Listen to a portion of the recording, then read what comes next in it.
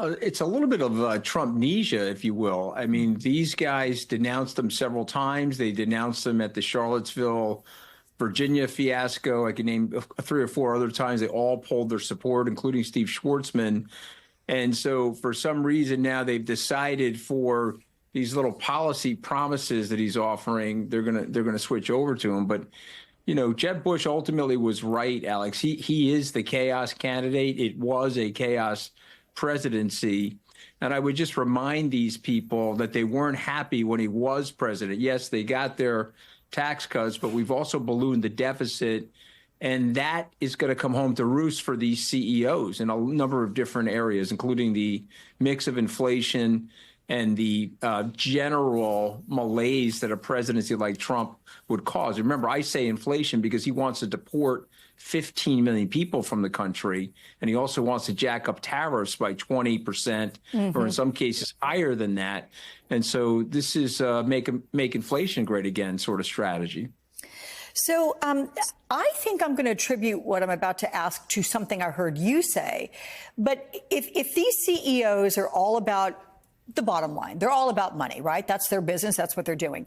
You have suggested that the foundation of democracy that might be shaky under a Trump presidency, that doesn't do anything to help the business community. Yeah, I did say that, and I'll take it one step further. It's the rule of law. You know, you've got people like Steve Bannon and Project 2025 talking about a post-constitutional America and talking about Trump as their Red Caesar. And so when things like that happen in a society, you get a breakdown of the rule of law. And I would just remind these business leaders, what's made America so fantastic as a capitalist country is the predictability of our laws. And so just imagine somebody like Donald Trump with those whims, his promises to go after his people that dislike him, his adversaries. I just think it would be an unmitigated disaster. I would take a disagreement with policy with President Biden over the systemic integrity of the United States and also in the keeping of the traditions of our constitutional republic and democracy. Yeah. Did anybody who attended that meeting talk to you and give you their opinion of it? I haven't talked to any of those people. I'm very close to Andrew Sorkin, so I take him at his word that they're saying that he's meandering. But I will say this, that's not a great meeting for Donald Trump, okay, because he knows people in that room don't like him. And I'm sure he came in there a little flummoxed. He tries to put on a big charm offensive to those people that don't like him. It's sort of like the bully that's trying to shine for a moment. He's better in those rallies where he can talk about electric boats and shark attacks. Right, exactly.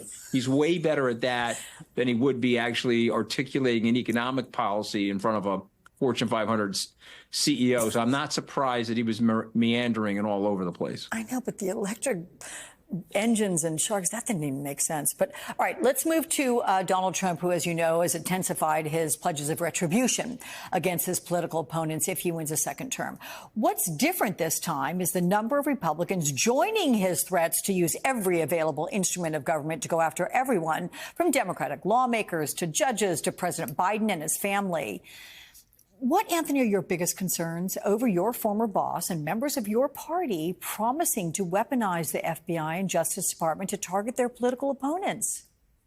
Well, I mean, the first thing I'd like to say is I hope I'm in the top 50. I know he has a 1,000 person list of people. If I haven't made the top 50, I really don't think I'm doing a good enough job of explaining how maniacal he is in his legions of supporters. But listen, it's a very scary thing. He means it. I just want you to imagine the Handmaid's Tale armored vehicle roaming around in our towns, deporting people, forcibly taking people out of their homes and deporting people. He's also talking about concentration camp-like settings because you've got to figure out a way to get these people out of the United States into other countries. And so they'll be, I guess, in holding tanks for very long periods of time. He said that he's going to go after people and take their FCC licenses away. So I got to believe that MSNBC has got to be at the top of the list alongside of me and Esper and Mark Milley, buddies of mine. We laugh and say, geez, I wonder where we are on the list. I just want to be in the top 50, Alex. I don't think I can get to the top 10. I think there's other people that are there, but I would be really disappointed if I'm not in the top 50. Oh, my gosh. That was a great answer. All right, let's talk about Team Trump reportedly preparing for the possibility that he's not going to attend the Republican National Convention in Milwaukee next month. His campaign said there are no plans other than Trump appearing in person to accept the nomination. And yet, preparations are being made at both Mar-a-Lago and in Milwaukee if Trump chooses or even has to appear remotely. I mean, why would this be happening? Do you think Trump believes that he may be in jail or he may be in home confinement during the convention? And let me ask you this. Do you believe Trump when he said he's okay with facing jail time?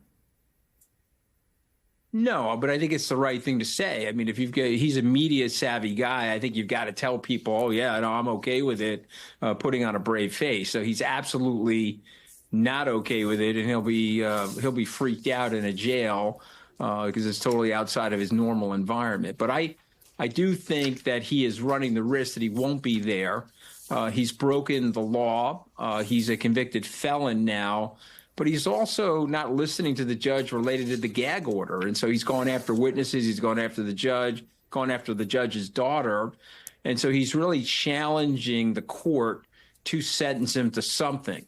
And so he's probably getting signaled from his attorneys that you're likely going to get some kind of home confinement, and you may have to give that speech in Milwaukee, which he says is a terrible place, which I think is actually a very cool place. I've been there for a number of sporting events and so forth. But he may not end up being there, and they have to prepare for that. The flip side of that is the judge may start that sentencing after the convention so that it doesn't look like he's interfering with the political system. Yeah, good point there. Let me ask you about this new book you have. It's titled From Wall Street to the White House and Back, the Scaramucci Guide to Unbreakable Resilience, where you're presenting a roadmap for success. It's based on the lessons that you learned during your career on Wall Street, at the White House, and elsewhere. You emphasize how disappointments and failure were key to setting you on the right path. So I'm curious the key message you want readers to take away from your book. Well, I think the big message there, I think, is just you got to be nice to people, because if you have setbacks, those people come to help you. The second message is watch your ego. You know, I went to go work for Donald Trump in the White House. That was an ego-based and a pride-based decision.